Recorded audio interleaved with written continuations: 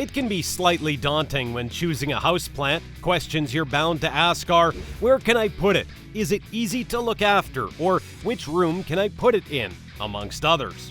Looking after a houseplant is surprisingly easy. Just like any other plant, they need light, water, and feed. Indirect sunlight is usually best, so a sunny windowsill may not be the best place for them, as they might get scorched. However, why not brighten up another part of the room where there's still plenty of light and your plant will thrive? Each plant will come with its own care instructions, so you'll soon find the best place to grow yours. If you want to know more about the top 10 houseplants that not only make your rooms or lounge more aesthetic, but have many health benefits at the same time, stay tuned till the end of the video. But before we hop into the details, don't forget to subscribe to our channel and share this video with your friends.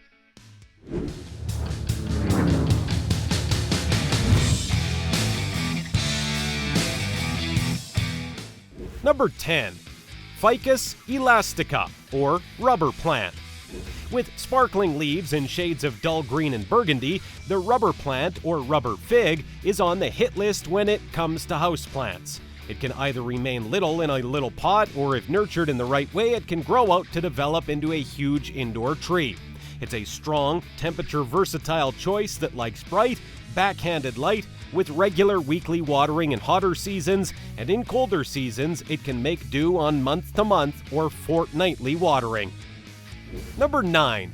Maidenhair Fern. If you are at a point where you're set up to give a maidenhair fern the TLC it needs, at that point it can make a wonderful expansion to your home. They have fluffy, light green leaves with delicate, sparkling stems, and they make an extraordinary hanging plant. In addition to the fact that they look delicate, maidenhair ferns genuinely are the Goldilocks of the plant world with regards to mined guidelines. They don't require that much light, yet not very small, filling great in a warm spot with a touch of mugginess. Do it yourself a rainforest-inspired setting by setting a saucer loaded up with rocks underneath the pruned plant. Fill the saucer with water to simply beneath the highest point of the stones, and as the water vanishes, it makes a sticky microclimate around the plant. Number 8. Anthurium Dranium. These famous indoor plants are initially from Colombia and highlight long, dull, green, rugged leaves and produce delightful red, pink, and white heart-formed blossoms that can keep going for quite a long time. The blossoms are really spathes, which are a leaf-like bract that encompasses a tube-shaped spike. Altogether, for the plant to blossom, it requires a decent amount of sunlight, but not direct sunlight. It can grow up to 45 centimeters high, and soil should be shielded uniformly sodden from spring to pre-winter and marginally drier in the winter. The anthurium profits by being prepared at regular intervals in spring and summer with high phosphorus fluid manure. Number 7. Zanzibar Gem. This dazzling plant does not only look incredible, it has been hailed as being practically indestructible and is ideal for the individuals who will in general disregard their plants as it's dry spell safe. Local to Africa, it has profound, green, lustrous leaves and can endure a significant stretch without water. The explanation the Zanzibar Gem is so tough is because of its capacity to store water in its potato-like tuber. To really focus on your Zanzibar Gem, don't overwater it or sit it in water. Indeed, it flourishes with disregard and favors you don't water it again and again. Watering it once a month is all that could possibly be needed. It's best positioned in a brilliant to light yet shaded area, a way it will endure an obscure spot, yet will simply take more time to develop. Keep it out of direct daylight as the plant can consume. You can add a moderate delivery compost in spring and repot on the off chance that you notice the root beginning to swell. Number 6. Sansevieria, or mother-in-law's tongue. Originating from southern Africa and Asia, another low-support houseplant is the snake plant, also called mother-in-law's tongue. The name alludes to the sharp tips of the leaves representing the harsh tone of the mother-in-law. This upstanding, delicious plant can grow up to 2 meters and is amazingly tough. It takes a ton to kill it, so this is another incredible alternative for the individuals who will in general disregard their plants. It ought to be put in splendid light with some immediate sun for a few hours every day. It will endure some shade, anyway the plant will take more time to develop. Moderate watering is needed, with the root ball remaining somewhat clammy in summer, yet drier in winter to abstain from spoiling. Don't overwater, as the plant would like to be excessively dry than excessively clammy. Number 5. Bromeliad. Try not to be threatened by the bromeliad. Once viewed as a plant for the high-level nursery worker, these perfectly hued rosette-shaping perennials make for simple, low-support houseplants. When inside, they need medium to bright light, yet not direct sunlight, and do well in shallow pots with quick seepage. You can water the plant by filling the focal cup, also called the tank, of the plant once per week during the hotter months and less during winter. Ensure you flush it consistently to forestall water stagnation. As they are not hefty feeders, you can drop a moderate delivery compost into the cup of the plant or blend it into the dirt when a season. Number 4. Dracaena mesangiana, or mass cane. This plant is mainstream among amateur green thumbs, and it's regularly an office staple, gratitude to its tough nature.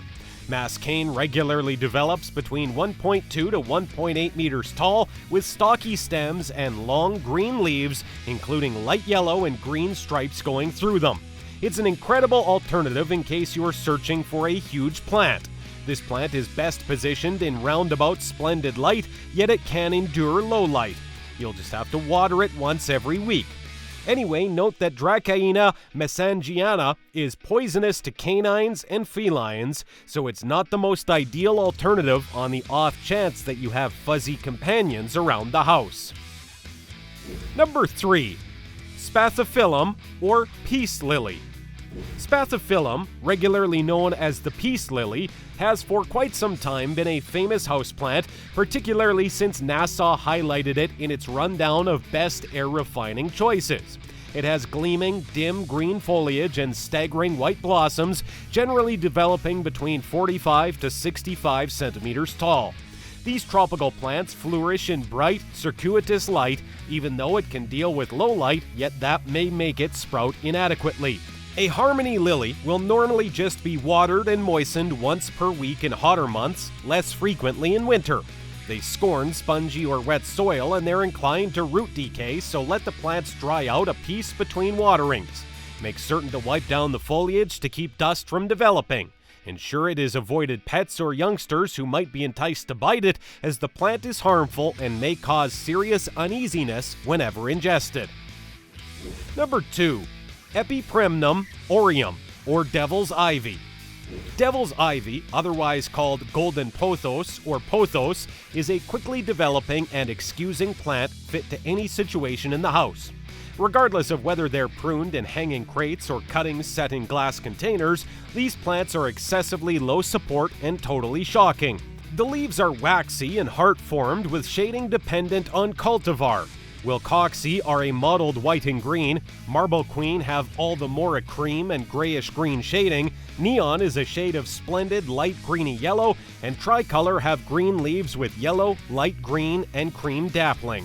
They're exceptionally used to long dry spells and don't need normal preparation to stay alive, unlike all other plants. Water devil's ivy profoundly once per week and slice back to all other weeks in the winter. Spring and summer is the best and ideal opportunity to prune and engender your plant, putting the cuttings in glass containers of water to empower establishing. Number 1. Monstera deliciosa, or Swiss cheese plant. There's no uncertainty you've seen the Swiss cheese plant all over Pinterest, as they're perhaps the most mainstream indoor plants circumventing at this moment. Their rich green leaves with unmistakable openings offer a dazzling expression in any room, and they can develop to fit any space. Monstera plants lean toward a warm environment away from direct daylight, and they profit by customary cleaning with a delicate sodden material. Let the top 4 centimeters of soil dry out between watering, as overwatering may prompt root decay. Indications of this are yellowing or withering leaves. Giselle Zanier, originator of Beyond Sunflowers, a plant retail shop situated in Melbourne, revealed to Better Homes and Gardens. For best outcomes, Monsteras ought to appreciate conditions that are genuinely soggy, so keep away from fake warming and cooling. They will require month-to-month taking care of in spring and summer when planted in holders. In its normal living space, Monsteras like climbing, so give it some sort of stake or lattice for help. If you liked this video, then make sure to give it a thumbs up and subscribe to our channel for more interesting videos in the future. Also, hit the bell icon to stay up to date and be the first one to watch our latest videos.